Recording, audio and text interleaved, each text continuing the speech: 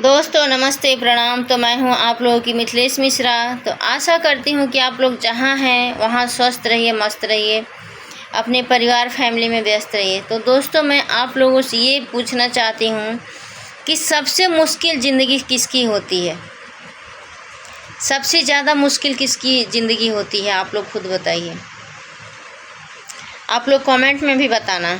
तो दोस्तों सबसे मुश्किल ज़िंदगी उसी की होती है कि जो बाहर परदेश में रह के अकेले कमाता है। जो परदेश में रह के बंदा अकेले कमाता है, सबसे मुश्किल उसकी ज़िंदगी हो जाती है कटना। क्योंकि कभी महीने, 2 महीने, 4 महीने, 6 महीने, कभी त्योहार पे वो अपने घर आता है। इसीलिए उसकी ज़िंदगी कटनी बहुत मुश्किल हो जाती है और वो अकेला पड़ जाता है, अकेला रहता है। तो दोस्तों इसीलिए मैं कह रही हूँ आप लोगों से, ना अपने बच्चों से मिलता है, ना परिवार से मिल पाता है। इसीलिए वो बहुत परेशान रहता है बंदा। तो दोस्तों ना बच्चों का बचपन देख पाता है, ना घर का खाना नसीब हो पाता है। खुद ही खाना बनाता है, खुद ही कपड़े धोता है। तो सही बात है दोस्तों, वो जब बाहर चला जाता है ना तो उसको अपने ही हाथ से सब कुछ करना पड़ता है। अपने हाथ खाना बनाएगा, अपने हाथ कपड़ा धोएगा।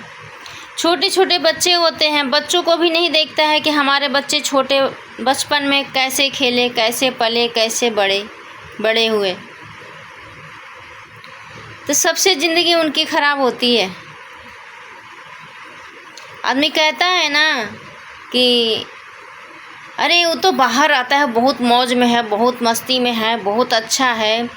तो जो रहता है बाहर उसी को पता है कि वो कैसे रहता है, उसका दिन कैसे गुजरता है। जब कभी हारा थका होता है तो भूखे ही सो जाता है। घर का सुख कहाँ भोग पाता है, चिंता मुक्त कहाँ रह पाता है। घर की तरह हर एक चिंता फ़ोन से उसके पास पहुंच जाती है। तो सही बात है दोस्तों, अगर उसको भूख भी लगी रहती है ना, तो अगर उसका मन नहीं करेगा तो खाना नहीं बनाएगा, नहीं खाएगा, भूखे पेट सो जाएगा। और घर की जो भी परेशानियां होती हैं ना, वो फ़ोन के द्वारा आ जाती है। तो आजकल तो चलिए फ़ोन का सिस्टम है, पहले तो फ़ोन का भी सिस्टम नहीं रहता था। पहले तो चिट्ठी जाती थी, एक महीने में चिट्ठी पहुंचती थी, टेलीग्राम जाता था, तार जाता था। तो आजकल तो थोड़ा सुविधा बन गई है, सुविधा हो गई है, बहुत ज़्यादा सुविधा हो गई है, पहले जैसा नहीं है। अब आजकल तो ये है कि बस फ़ोन उठाया और ख़बर दे दिया, फ़ोन उठते कहें कि फ़ोन मिला और ख़बर दे दिया। तो आजकल सुविधा बहुत है, पहले जैसा नहीं है। तो वो झेलता रहता है बेचारा, वो क्या करे, तड़पता रहता है हर बातें सुन के। जब महीने 20 दिन के लिए घर जाता है तब माँ बाप के चेहरे पर बढ़ती झुर्रियाँ देखकर डर जाता है। उसकी छुट्टियाँ भी सुकून से नहीं गुजर पाती। शिकायतें, कमियाँ सब उसे परोस दिया जाता है। इसी भागा दौड़ी में वह बूढ़ा हो जाता है, सुकून से भी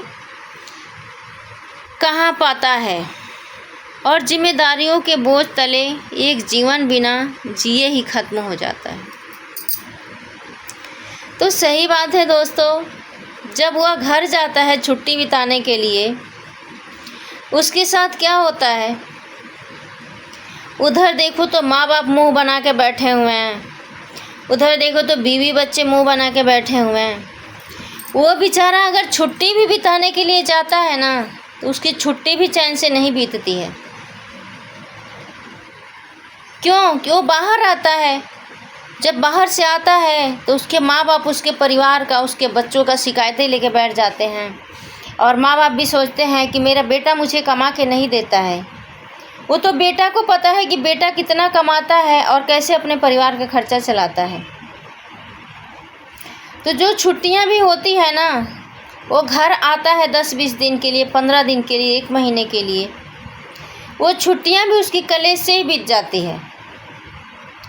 तो दोस्तों, जिसके जिसके साथ यह बातें गुजरी होगी वह सबको पता होगा, यह बातें मेरी सबको अच्छी लगेगी।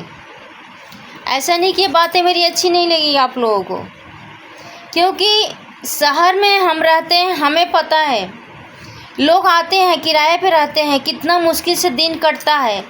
महीना बीतते बीतते अगर किराया ना दो तो मालिक घर से भगा देता है, मालिक निकाल देता है कमरे से, कहता है तुम कमरा छोड़ दो और कहीं ढूंढ लो अगर टाइम से किराया नहीं देना है तो।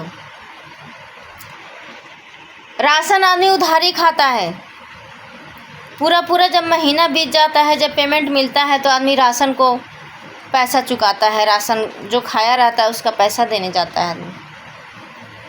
वहाँ भी 1 महीने से 2 महीने हो गया तो वहाँ भी नहीं मिलता है, वहाँ भी मना हो जाता है कि अब तुम्हें राशन नहीं मिलेगा, पिछला पैसा नहीं दिए हो। तो आदमी कैसे कैसे गुजरता है और अपनी दिन कैसे काटता है, कौन कौन सी परिस्थितियों से गुजरता है, ना माँ बाप सोचते हैं, ना बच्चे, ना परिवार, ना बीवी, कोई नहीं समझता है इस बात को। और कंपनी में जाओ, थोड़ा सा लेट हो जाए, वहाँ मालिक डांटने लगता है, क्योंकि भाई घर से अपना खाना दाना बनाएगा, कपड़ा धोएगा, नहाएगा, सारा काम करेगा, जब ही कंपनी जाएगा। टाइम से नहीं पहुँचा, वहाँ से मालिक भगाने लगता है। तो दोस्तों, मैं यही कहूँगी, कोई भी परिवार हो, बीवी हो, बच्चे हो, माँ बाप हो, जो लोग बाहर रहते हैं उनकी परेशानियाँ समझने की कोशिश करें कि कितनी परेशानी से वो उनका एक एक दिन निकलता है शहर में, बाहर जब कमाने जाते हैं तो। गांव के लोग, घर के लोग तो सोचते हैं अरे वो तो बाहर गया हुआ है, अरे वो तो नोट छाप रहा है, उसको पता है कि वो नोट कैसे छापता है, दूसरे को नहीं पता है कि वो नोट कैसे छापता है। उसी को पता है कितनी परेशानी से, कितनी परेशानियां उठा के वो 10,000 रुपये लाता है। 10,000 रुपये लाता है तो 10,000 खर्च हैं,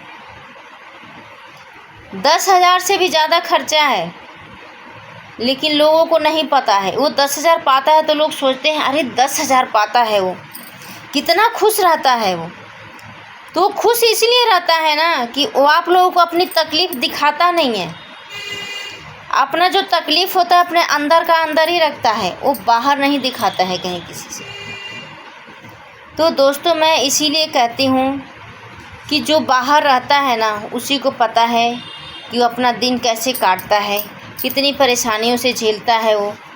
तो ये सारी परदेश की सारी बातें हैं ये।